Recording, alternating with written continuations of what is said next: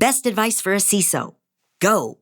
Everyone knows why they shouldn't block generative AI technology, just given all of the massive productivity benefits they have. And so really the upside here is you may already have some existing technology in your security stack, like a DLP tool that can really solve some of the visibility challenges with tools like ChatGPT. It's time to begin the CISO Series podcast.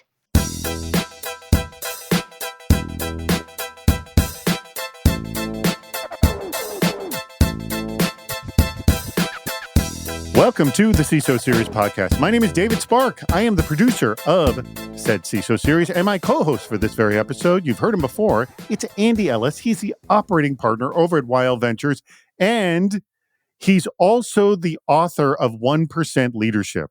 Have you sold a few books, Andy? We've sold a couple. Excellent. Awesome. That's good to hear. We are available at CISOseries.com, where you can check out all our programs. If you want to buy Andy's book, though, I would just look up 1% Leadership or go to CSOandy.com, correct? It's there? Yes, it is. All right, you can get it there.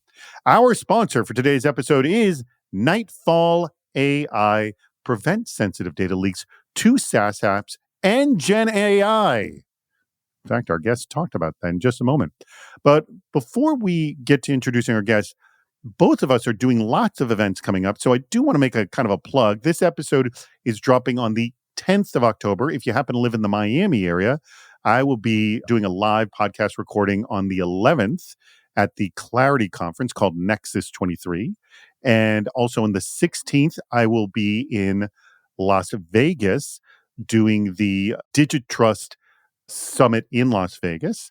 And also on the 17th, I'll be doing a live podcast recording in Mountain View at Microsoft's campus. That's part of the ISSA San Francisco and Silicon Valley chapter. All of this is available if you go to the events page on CISOseries.com. Andy, where will you be? I'll be at InfoSecCon in Raleigh on October 20th. And then the following week, I'll be at SIM Boston on the 25th. And you can always see my availability in my newsletter, which is at duha1.substack.com, or you can find that on csoandy.com. There's a link to it right near the top. You know what our audience says? It says, can you list more dates on your show? Because our audience loves it when we list dates. I bet they do. We should just do like the next 3 years of events. Bad ideas on creating a podcast. Brought to you by CISO Series. All right, let's introduce our guest. It is our sponsor guest. So thrilled. They've actually been a great sponsor with the CISO Series. They've actually sponsored one of our live events when we did in New Orleans, which was a ton of fun. It is the co-founder and CTO of Nightfall.ai, Rohan Sathe. Rohan, thank you so much for joining us. Yeah, thanks for having me, David. Appreciate it. How can we secure new technology without creating new risks? Now, the rise of generative AI has been so fast. Like in the last 12 months, it's been astonishing. But we're lagging in hard data on how businesses are responding to it. Reuters and Ipsos recently published a poll finding that more respondents were already using them regular at work, even without explicit authorization. And 10% said work outright banned the tools, while 25% didn't know their company policy. My guess is those 25% didn't even have a company policy. But Andy, given the glacial way new tech can come to the enterprise, are you surprised to see only 10% with an outright ban? Because like historically, anything new comes, just ban it. No, or does it make sense since companies never been able to stop new tech proliferating? Or are they clueless what's going on within the four walls of their organization? Or is it a mix of all of them? So it's a mix of all of them. And of course, first I have to pull out my soapbox about data science and polling. And this is an awful poll because it polled individuals. And so we don't know if that 10% represents like all people in the same organization with a ban, or if they were evenly distributed. So we really can't posit what organizations are doing. It's just what the people polled were experiencing in their own workplaces. Mm-hmm. And so if like 50 people were in the same workplace, they'll show up a lot. What I actually found interesting about this one, because I dug in on the poll and it was like 22% are explicitly authorized to use it and 28% are using it. That's a really small delta. Right. That says like only 6% of respondents were using it without explicit permission. That's tiny. when I look at the adoption of shadow SaaS. By the way, yeah, I think there's a lot missing in that too, because I think that delta is way higher. I absolutely do. And I think a lot of companies really haven't thought through what Gen AI really is from an outsourcing perspective. Let's ignore the technology and just say, look, we outsource a lot of things to small businesses and offshoring or wherever it is. I have slides that are done by a small company located in a different country. And the difference is, like, when I have a human on the other side of it, there's a limit to how much I can give them. And I've got a contract with that company. And all that Gen AI did was say, well, if you need some writing done, you don't really need a contract and you didn't carefully look at the terms of service, but you can basically outsource as much as you want as fast as you can. And I think that's where companies are getting into challenges is it's like, oh, you can basically have a one content manager outputting the work of 50 people. Mm-hmm. Rohan, I'm throwing this to you. What insight do you have to AI usage? Because it's kind of all over the map right now. What's the insight you have? Yeah, so we basically start by working with our customers to understand how they philosophically think about embracing or not embracing the technology. And so, really, that stems from, do they actually see the massive productivity benefits to the organization? Does that provide value for them? And if so, do they actually want visibility on the technology, or are they okay with just letting their employees use the technology without any visibility? That's an interesting point. Okay, so let's get to what you were talking about DLP at the beginning of the show. What is the visibility DLP will provide into ChatGPT usage? Yeah, so the primary concerns with this usage is that it really centers around the data that is being submitted to the prompts of these language models, right? And so the primary objectives are we even allowed to share that sensitive data, be it something related to a particular compliance regulation that we have to follow, like HIPAA or PCI, or just general security hygiene where we don't want to share sensitive data that might make its way into the training data sets of these language models, right? And in turn, be things that a bad actor could use some sort of training data exfiltration attacks against the models to extract out. So those are the things that we see most commonly our customers are concerned with, and therefore a DLP tool naturally extends to solving some of those visibility challenges. Surprising research just in. Over the last 2 years, more than half of all organizations saw a SaaS security incident, and most organizations say their current SaaS security only covers a minority of their apps. Because departments are launching these apps with little to no supervision, cyber teams are seeing a shift away from being the one in control of app security. They're more supervisors without ownership. Now, this was the finding of AJ Yan of Armamino, referencing the findings of Cloud Security Alliance's annual SaaS security survey. I'm going to start with you, Rohan. If security no longer owns SaaS security, so it's like it goes to the business units, then how can they go about closing these gaps? Like, what is the best way? I guess working with the business units, managing, since they're not owning, supervising, whatever it is. What is the relationship and how should they engage? Yeah, I mean, I think I generally agree with AJ that cloud security is a pretty critical blind spot for most security teams, just given sort of the ownership of who's allowed to use these applications. And so really employees and security teams alike are both still adjusting to that worldview, right? And at Nightfall, we've found that 1 in 5 employees exposes sensitive data via some of these SaaS applications at least once a month. Let me pause you just for a second. Give me an idea of what that means, exposing stuff once a month, 1 in 5. What exactly are they doing? Yeah, so in that case, they're sharing something sensitive that should not exist in these applications, right? So if you're a health tech company, let's say, and you are a customer support agent and you basically want to share something to another employee of yours, well, now you may emit a customer's social security number, let's say on Slack, for example.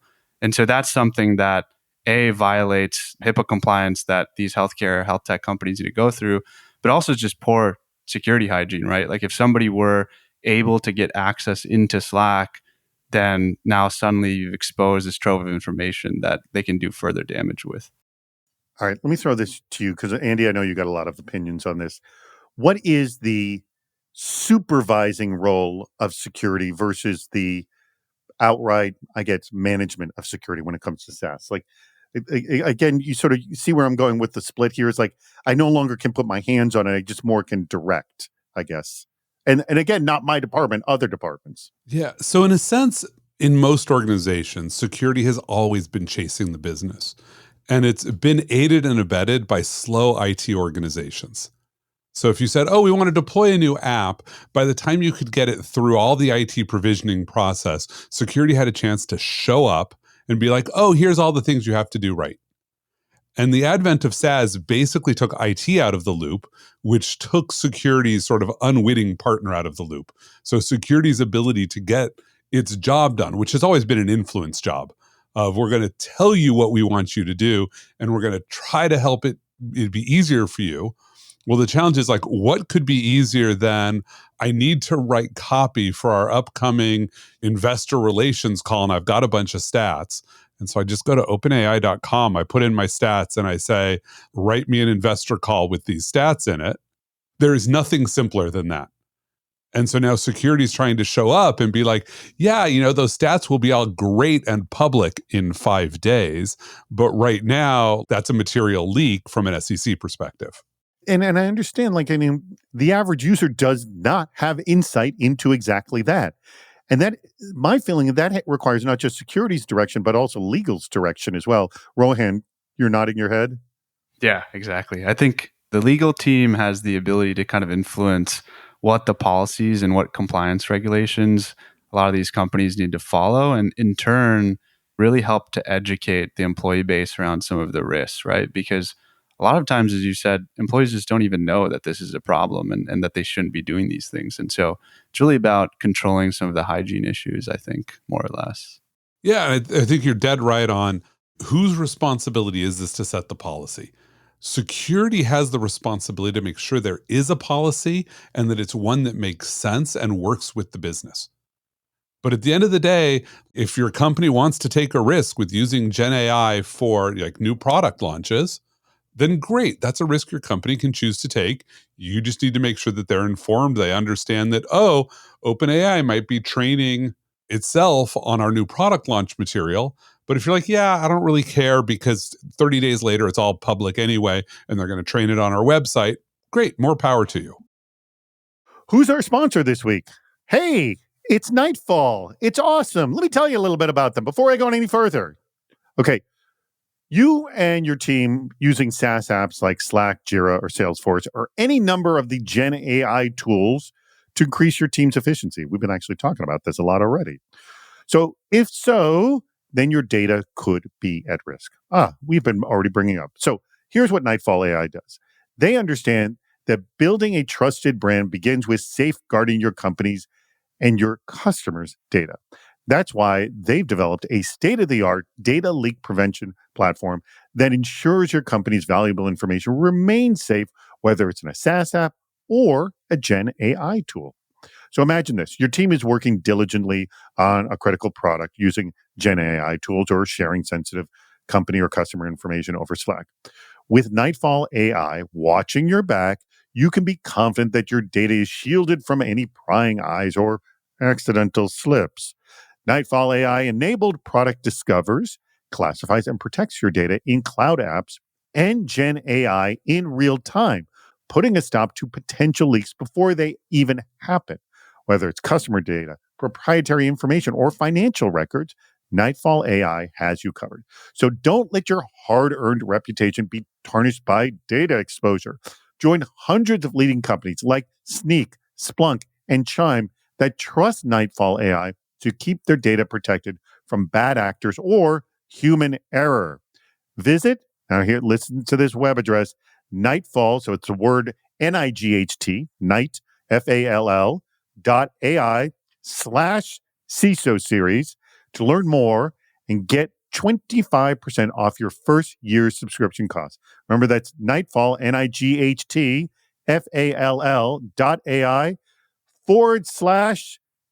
series. You know how to spell that. It's time to play What's Worse? Rohan, you know how What's Worse is played? Yes? Yes, I think I understand. You can handle it. It's a risk management exercise. All right. Both options stink. Actually, this one, it's not that both options stink. They're too positive that have a little bit of a tweak to them, if you will. So they're not actually two bad ones, but they're two things that you're like, oh, what's going to get me the better thing out of it? All right. This comes from Paul Lanzi of Remediant, actually one of our earliest sponsors. Great. And I throw this to Andy first. So Rohan, you get to agree or disagree with it, Andy here, and give your explanation as to why. So your InfoSec department budget has to be voluntarily transferred by the line of business leaders out of their own budgets. Now, I know you like this, Andy, but here's the rub. You have to convince each one of them the value of their investment.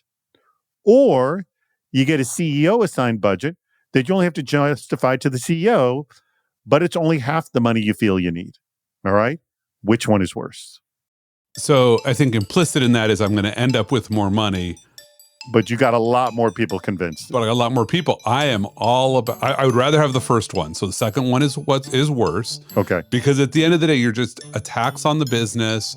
You're not actually being successful. So everybody's going to look over you and be like, why are we paying for you? You're not doing anything. Whereas on the other side, you're actually doing your job, which is not to reduce risk. Everybody thinks the job of security and InfoSec is to reduce risk. It's not.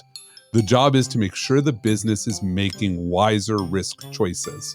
And you might be the one that's helping reduce risk, but if you're reducing risk in a closet and nobody knows you're doing it, that's not helping the company. Your job is to make sure that those product managers understand the risks of what they're rolling out. And if there's places where you can help them and you're basically an in-source sort of outsourcing firm, great. I used to go to teams and say, look, here's what it will cost you to implement good security. And I'll explain the risk and here's how you can mitigate it. And if you want to give me some money, like I already have a center of excellence here and it's cheaper for me to do it than for you to do it yourself, but it's up to you.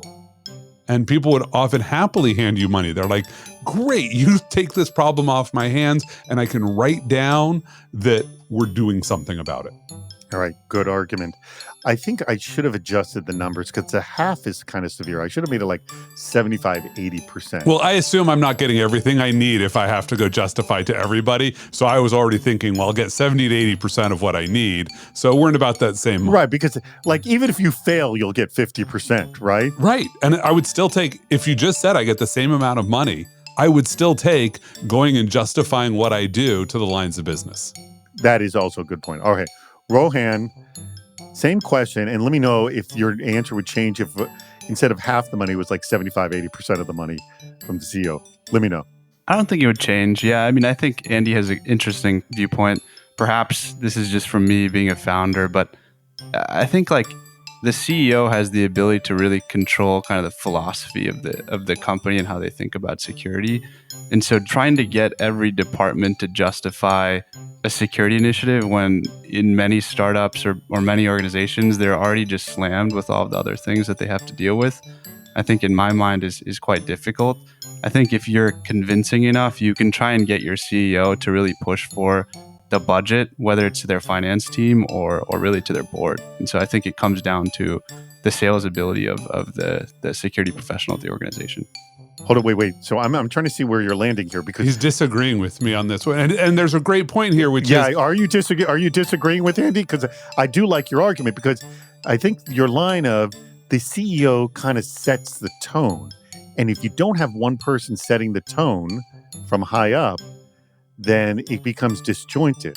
I kind of like, so are you disagreeing with Andy here? I'm disagreeing. Yes, exactly. Because the real answer is you want to be right in the middle on this, which is there are things that should be a centralized budget, and that should just be part of normal corporate budgeting. But there are things like the compliance activities to bring a new product to market are part of the cost of the product. Like that should not come out of InfoSec's core budget. You should say, oh, we want to build this new product and we're going into healthcare. And one of the costs is making it compliant. And that should absolutely come from the line of business. Yeah, that makes sense. I think I agree with that. Hold on, wait. So you coming back to agreeing with Andy now? No, he's agreeing with me that it's a compromise in the middle. It's a compromise. I'm agreeing with the compromise, exactly. But you're still disagreeing with Andy at the beginning and the front. is disagreeing at the beginning. If you only have to have one of these bad things, Yeah, that's the way you have to stay that way. very rarely does the submitter win and get somebody to disagree with me. So, Oh, not true at all. Not true. Plenty of people disagree with you, Andy. go count on what's worse. I think I'm like 4-1. All right. Actually, I'll ask the audience. Go ahead and count the number of times people have disagreed with Andy. Yeah, and count how many have agreed with me. And I think it's probably 80% agreement rate.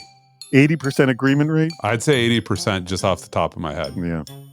This is a fact that you pulled out of wherever. I pulled it out of my nethers. So if somebody in the audience wants to go count, go ahead and count. Go count. I'd love to know. Please, enough. No, more. So today's topic is generative AI, and we've been talking about this a little bit already. But Andy, and I just also want to point out that we're at the end of August right now, and this episode is going to drop in early October. So what you're frustrated with AI, it could conceivably change in the next month. Okay. I doubt it. But let's see. So what have you heard enough about with generative AI, and what would you like to hear a lot more from the product itself and from securing, from both angles? So what I'd actually like to hear about is how does generative AI fit into a larger ecosystem?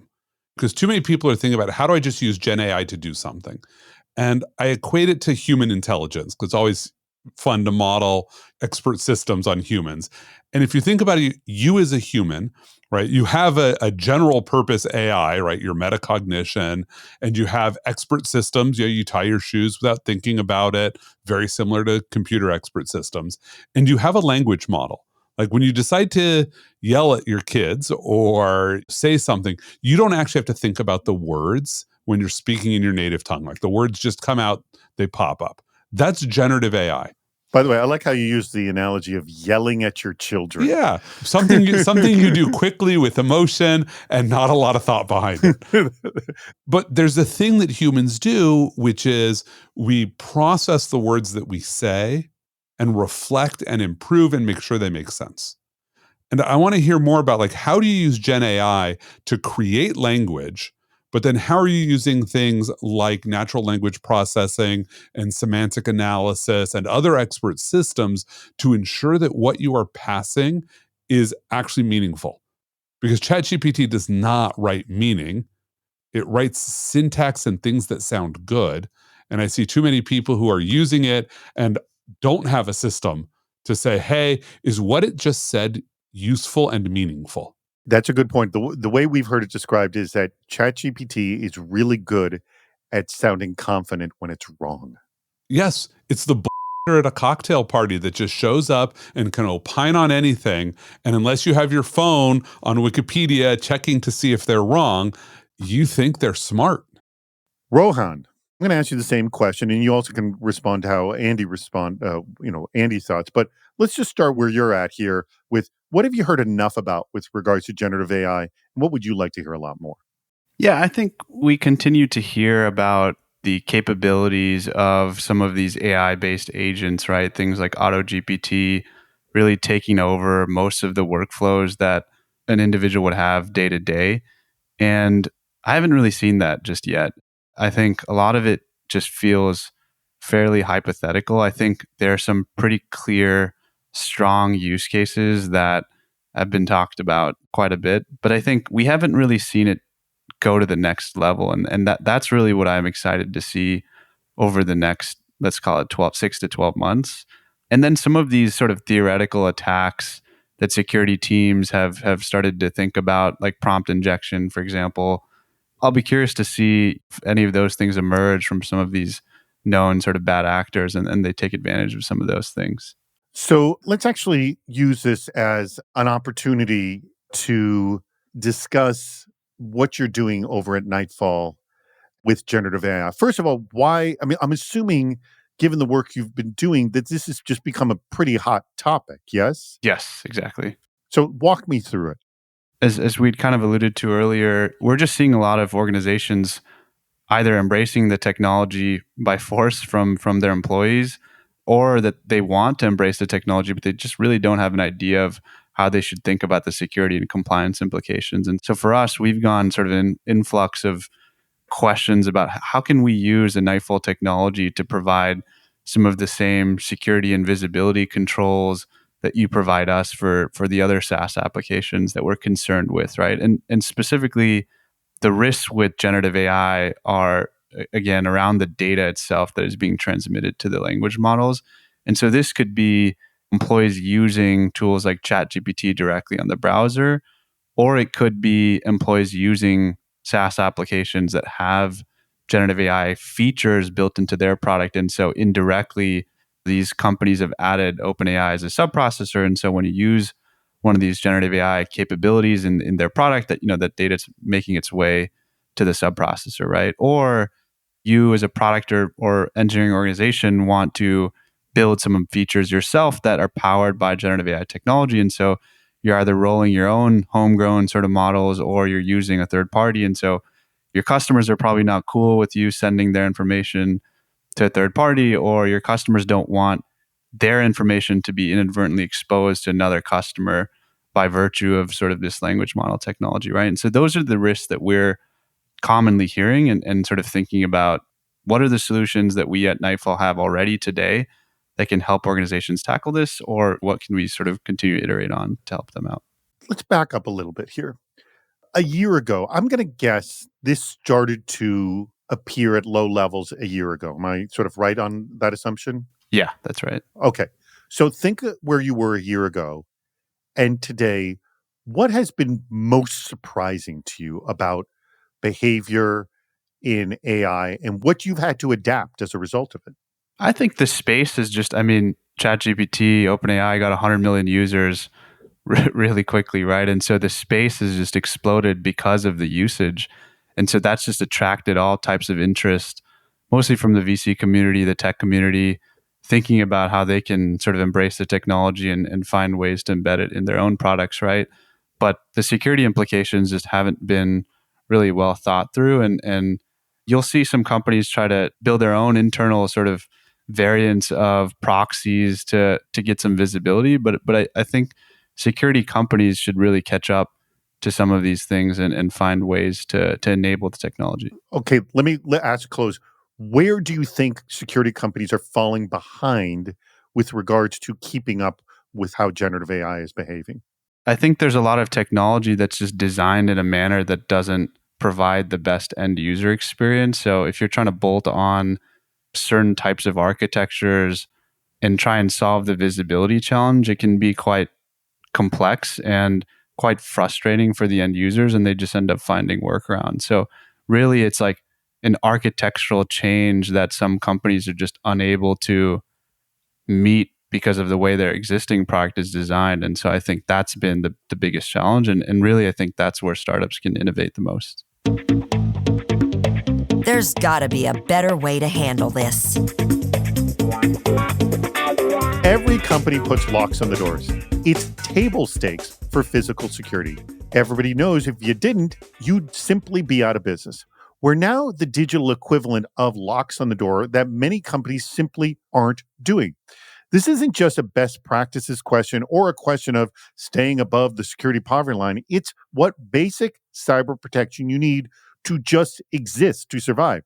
Adrian Sanabria of Valence Security has been maintaining a spreadsheet of companies destroyed by cybersecurity incidents. In fact, it's essentially cyber incident happens, company stops existing.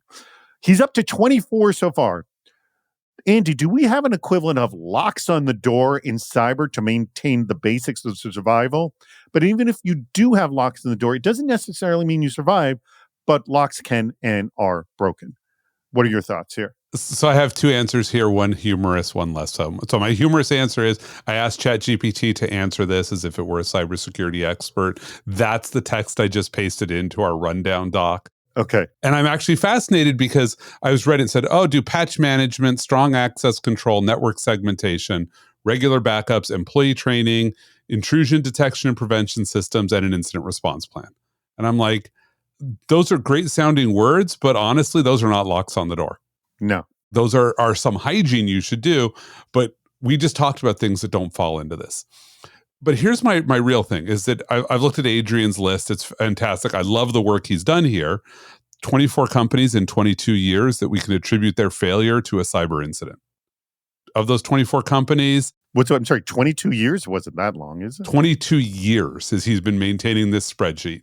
Wow, I didn't realize that. Yeah, no. So this is one a year, and 1/3 of them were businesses under 10 employees. So what he's really doing is pointing out the fact that it's really hard to attribute business failure to a cyber incident. Bad things happen, but at the end of the day, when we doom and gloom and go inside our companies and say, oh my God, we'll be put out of business, we kind of don't have credibility because the number of companies that have gone out of business because of a cyber incident are pretty small. Yeah, well, one a year, people go out of business for lots of other reasons than just that. Yeah, and if you look through some of them, you're like, I think you were blaming a cyber incident and you were probably a business that was failing already. And it was like, okay, we had no margin for error and we're headed downhill and we had a cyber incident. Let's just close up shop. All right. Rohan, I'm going to throw this to you. You'll have the closing thought on this. So is there a way we can just basically talk about locks on the door, or is this not a problem to concern ourselves since it's really just one business a year goes down because of this? And Andy thinks this isn't a locks on the door issue. It's just a company who's probably failing to begin with. Yeah, I think it's probably a little bit extreme. So I definitely agree with that. I think on the cyber side, we don't want to make it seem like there's some hyperbole and a company's going to die if we don't solve X, Y, and Z challenge, right? I think really the goal of security is to articulate the risk. Ideally, you can quantify that risk financially, and then you can even kind of extrapolate and think about sort of the reputational brand damage that would accompany a security incident, right? And so that's how I think about it. And the best way to sort of think about what locks should you even have on the door, really about once you articulate those things and thinking about what are the most common sources of issues that occur that would then result in financial or reputational damage, and then think about justifying sort of your security spend on the basis of those risks. So that's how I think about it. And I think there's a pretty easy argument to be made then if you can quantify those things, and then it's not like, oh, the company's going to die or something or implode. It's more just about, let's be pretty measured about how we think about security spend and make sure that there's high ROI. That's a very good point. And by the way, that's kind of the philosophy of most of the people on this very show as well. Well, that brings us to the tail end of this episode. Thank you so much, Rohan, for your insight on this. I'm going to let you have the very last word on this. But first, I want to thank your company, Nightfall.ai. Let me mention the web address. So it's the word night like it's good night, N-I-G-H-T, fall like I've fallen and I can't get up. So nightfall.ai/ throw in the CISO series there. Nightfall.ai/CISO series prevents sensitive data leaks to SaaS apps and Gen AI there as well. Andy, any last thoughts on our discussion? We've actually talked a lot about Gen AI today. Yeah, no, I think Gen AI, everybody's interested in it. And I think the big focus is how do we effectively use Gen AI for our business, deal with the security issues. But really, I think the biggest risk people have is the reputational risk of bad Gen AI usage. And so really keep an eye on that rather than just focusing on the data leaks. Like pay attention to the data leaks, but also pay attention to the data you're using. Everything's a balance, right? Yep. Rohan, as we said in the response, you guys are offering a discount, 25% for the first year for our audience. Remember, go to the nightfall.ai/CISO series. Anything else you'd like to say in closing? Any offers or anything else you'd like to say to our audience? And by the way, are you hiring? We always ask that question. Yes, definitely hiring across the board. I'd be remiss if I didn't mention our latest sort of product offering, right? I talked about sort of the 3 data planes of generative AI that are namely employees using browser-based technologies like ChatGPT, employees using SaaS applications that contain generative AI features, and then engineers or product teams building their own sort of language model-based technology into their products. And so the product suite that we have sort of offers coverage across those 3 different planes. Really, we have a browser extension that gives visibility to organizations on the browser. We have SaaS-based integrations that give organizations visibility and remediative capabilities for SaaS applications. And then we have a developer API that allows product engineering and data science teams to think about data hygiene as it relates to any LLM or generative AI technologies that they're building into their products. Thank you very much, Rohan. Thank you very much, Andy. And thank you to your company, Nightfall.ai, for being a wonderful sponsor of the CISO series. We greatly appreciate it. And thank you to our audience. We greatly appreciate your contributions. Send me more what's worse scenarios. If anyone can tell me what Andy's, quote, success rate of getting people to agree with him is, I would greatly appreciate that. You could actually, it's actually pretty easy to find. If you just go to the what's worse section on all of Andy's episodes, you can actually look through the transcript and figure it all out. Yeah. So I will be greatly appreciative if someone can figure that out for us. I believe, though, that you are definitely well over 50% in terms of agreement. Oh, I know I'm well over 50%. And if you want to find all my episodes, I actually now link to all of them from my website. So if you go to csoandy.com, click on podcasts, there's a drop down for CISO series that will show you every episode I've co-hosted. Oh, there you go. Or you can just type in Andy Ellis on our site. But does it sort that way? yeah, if you type in Andy Ellis, wherever your name appears on our show, and you only appear on the episodes you've appeared on. No, actually, I'm sometimes quoted on other episodes. You're quoted on articles and episodes. That's true as well. Yeah, that's true. All right, so then just go to CSO Andy and you'll find it all. Thank you, everybody, audience. We greatly appreciate it. Your contributions and listening to the CISO Series podcast. That wraps up another episode. If you haven't subscribed to the podcast, please do. We have lots more shows on our website, CISOseries.com. Please join us on Fridays for our live shows, Super Cyber Friday, our virtual meetup, and Cybersecurity Headlines Week in Review. This show thrives on your input. Go to the Participate menu on our site for plenty of ways to get involved, including recording a question or a comment for the show. If you're interested in sponsoring the podcast, contact David Spark directly at david@cisoseries.com. Thank you for listening to the CISO Series podcast.